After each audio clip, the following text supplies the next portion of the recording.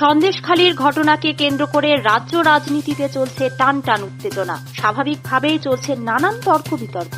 এরই মাঝে বসিরহাট টাউন হলে সভা করলেন কমরেড মীনাক্ষী মুখার্জি। সন্দেশখালী প্রসঙ্গে এদিন তিনি হুঁশিয়ারি দিয়ে সরকারি আধিকারিক, পুলিশ ও বিডিওদের উদ্দেশ্যে বলেছেন, আমরা ভালো কথাই বলে দিয়ে যাচ্ছি আর সাবধান করে দিয়ে যাচ্ছি।